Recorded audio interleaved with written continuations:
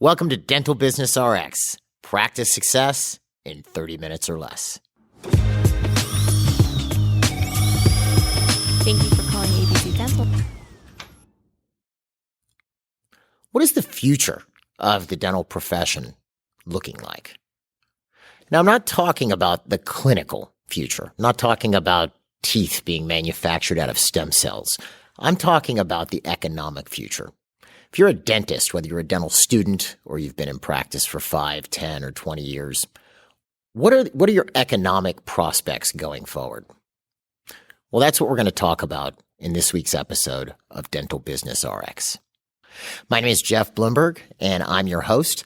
And this subject, what does the future of dentistry look like, is a question that I've had from quite a few clients. And I actually did a presentation on it this past May at our owners conference. And one thing that as part of this presentation, that I was making clear is there have been a number of trends going on in the profession for the last 20 to 25 years. And truthfully, the pandemic accelerated a number of these trends. And we have a bit of a clearer picture now that we're 16 months into the pandemic. I'm recording this podcast in August of 2021. And we get an idea of where things are going. So what I'm going to be sharing with you in this podcast, number one, is where are we? What are the statistics? And then from there, I want to take a look at what do I think this means? Obviously, I'm not a fortune teller, but I've been doing this for a while and I can get an idea of what this looks like. And then I want to cover some of the opportunities that have been opened up by these trends and where they're going. So let me just start with the statistics, and these stats come from the American Dental Association. Let's start with practicing dentists by age bracket in the U.S. in the year 2020. That's the first statistic I want to start with. And I'm going to rattle this off real quick. And I'm going to first do it by number and then by percentage. All right? So first off, all dentists in the United States, anybody, this is dentists, dental specialists, practicing in every potential place, DSO, public health, private practice, etc. Total dentists in the U.S. was, in 2020, 201,117. 201,117. Now, how does this break down by age? All right, well, let's have a look. Let's start with the young ones. Under 35. You're young. If you're 35, you're young.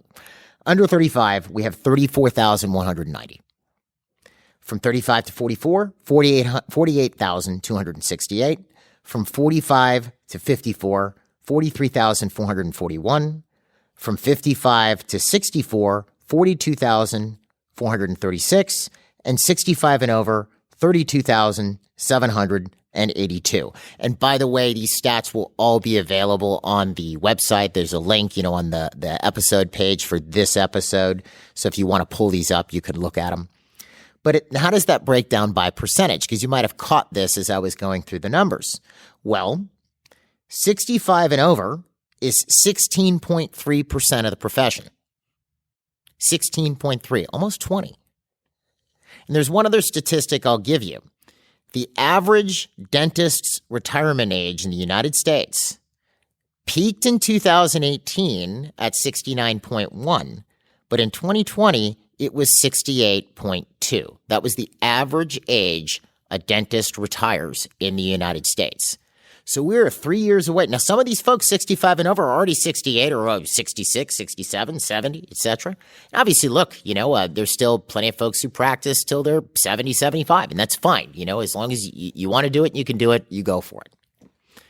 But if we look at it just statistically, we have 16% of the profession almost at or pretty close to retirement age. And then as you go down, between 55 and 64, that's 21.1%. 45 to 54 is 21.5%. And 35 to 44 is 24%. The 35 and under is 17%. So you see where this is going. So then you might ask, okay, so you advance these numbers 5 years from now. Now, of course, not every doctor is going to retire at the age, 68.2. 68.2, time to retire. That's not how it's going to work. But you might have people who retire who are 55, depending on their circumstances. So what is this going to look like 5 years from now? Well, the people who are 65 and over might start retiring or cutting back, and then the students in dental school will start coming into the workforce. Well, how many students are there in dental school? Well, In the year 2020, in all 4 years, 2019 to 2020, that school year, there were 25,807 students. So if we're thinking with the folks in dental school who are going to replace the ranks of those who are retiring, we have less students in dental school all 4 years right now than doctors that are 65 and over. So how does that compare? So what are we looking like? We're basically looking like we're going to have over the next 5-6 years less dentists. So let's just start there. That's the first point. Now, next, let's compare dentists to population. That's a big thing. You know, if you're opening a practice, you might look at, well, how many dentists are there in my building, my street? How many people are in this area? Well, current U.S. population is around 330 million. By 2024, it's projected to be 335 million, almost 336. And by 2025, it's projected to be 337 million. We're looking at adding 5 to 7 million new people to the population in the United States over the next 4 to 5 years. So while we're adding those 5 to 7 million people, we theoretically, based on the numbers I'm looking at here, are setting ourselves up to have less dentists. So what is the upshot of all this? We're on the way to having less dentists and more people. Now, I've seen several different projections that have been put together by different organizations, and one was just sort of a long-term economic outlook. And no one really, again, no one is a fortune teller. I saw one that was the best. It was basically a projection that if various circumstances happened, we would have more dentists, the same number or less, which is, you know, I don't know if you can, you pretty much covered all your bases there. I'm going to call less dentists. If you had to ask me to make my call, which has no value other than my opinion, okay? You don't base your life off this. And I take no responsibility. This is all on you. You got to decide this yourself. But if you were to ask me, Jeff, if you had to put a bet, would there be more or less dentists in the next 5 years in the U.S., I would say less, based on the current trajectory as far as where things are going and the number of doctors that are coming along. And if you've been around for a while, you know how this happened. We had a lot of dental schools close in the 90s, and we now have more and more students in dental school than we did ever before. But there was a period from the 90s through the early 2000s where we were just making less doctors. You know, you made a lot in the 80s, and now you're making less in the 90s into the early 2000s, and now it's starting to pick up. But there was that period where we were not making as many dentists as we were making before. So, less dentists, more people. That's point number one. Now, what's the current economic scene for dentists in the United States? Well, the ADA does an economic impact survey once a month. And I want to bring this up only because when I did my presentation last May, I used the April statistics, and I now have the August statistics. So I want to compare these two for you so you can kind of see what direction this is going on. We'll start with offices. Are they open business as usual? Are they partially closed? Or are they closed, etc.? Well, in April of 2021, we had 58.1% of dental offices were open and business as usual. 41.5% were open with a lower patient volume, and 0.4% were closed or only seeing emergency patients. So 58.1, 41.5, and 4. So what about now? Well, in the U.S., we have 64.8 that are open in business as usual. So that's less than 2/3. 34.1 are open with a lower patient volume. So let this sink in for a second. 1/3 of the dental profession, and this is compared to pre-pandemic, is open and less busy than they were before the pandemic began. 1 in 3 offices. And 1.2% are only open for emergency or are closed altogether. That's the current scene in the U.S. as far as patient volume. How does this impact finances, collections? Well, again, I'm going to use the April stats, then I'm going to give you the August stats because I want you to see progression.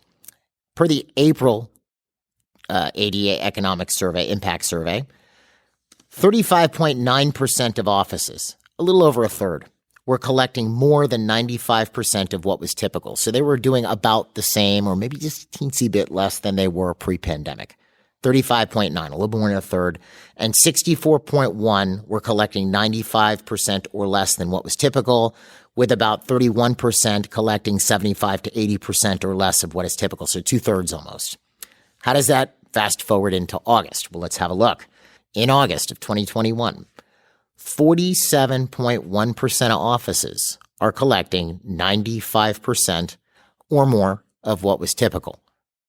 So that means that less than half of the dental practices in the U.S., less than half, are collecting what they were collecting on average, the same or more, or 95% of what they were collecting than pre-pandemic, less than half. 52.9% are collecting less than what they did pre-pandemic, with 27.8% collecting 86 to 95% what they did before, and 15.6% collecting 50 to 75% of what they did before. So more than half of the offices in the U.S. are collecting less than they did pre-pandemic. Now, you might wonder, why is this, right? Why are offices collecting less than before? Well, patients don't want to go to the dentist because of the pandemic, right? Well, there was a survey done. It was a poll, actually, rather, by the Engages Sports and Leisure Research Group and ROKK Solutions not that long ago. And here's what they found. Consumer confidence in returning to the dental office hit a new high in April. This was April of 2021, with 94% of typical dental patients indicating that they are ready to go back or have already been back to the dentist. So 6%. That's the number of patients who are ready to not go back to the dentist, but everybody else is going back. So it's obviously not the patients. It's not the patients. Something either was broken in the business model, or there might maybe the outlook for these doctors have become more pessimistic. But again, half of the profession is doing worse than they were pre-pandemic. So we have reduced patient flow.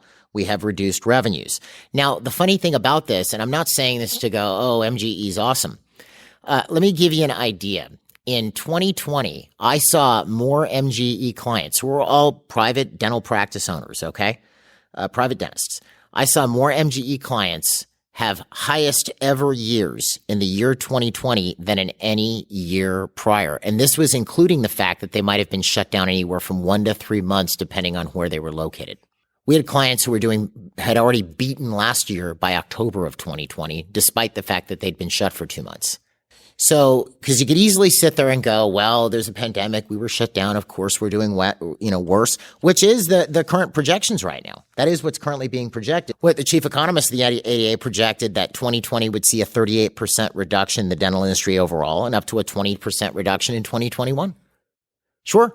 Of course, everybody's going to be down. Yet I saw plenty of people who were up that were just doing, regular standard dentistry.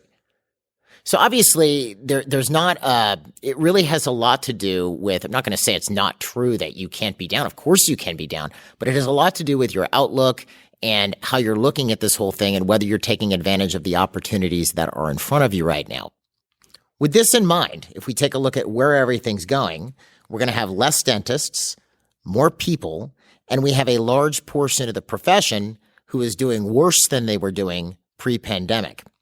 All right, so those are the statistics. We have our upshot, potentially less dentists being produced over the next 5 to 6 years, and the U.S. population going up. Less dentists, more people, more opportunity in the dental profession. And then we have our statistics as far as how doctors are doing now. Half the profession is doing worse than they were doing statistically than they were pre-pandemic. Now, you might wonder, because that might be you. Why? Well, generally, when we're faced with adversity, which I think pretty much everybody except Amazon and other internet businesses were the last 16 months, what we have a tendency to do when we're faced with adversity is we tend to lower our expectations, maybe lower our ambitions, because we go into, kind of maybe withdraw into our shells a little bit. So, but what that does is there are less people being seen. It's obviously not the patients. The patients are willing to go back as it creates more opportunity. So I told you the second part of this would be, what do I think of all this? Well, here's what I think, and I'll just make it very plain. There has never been more opportunity economically, in my recollection, as a dentist than right now, especially running a private practice. You can be extremely successful right now. You just have to know what you're doing.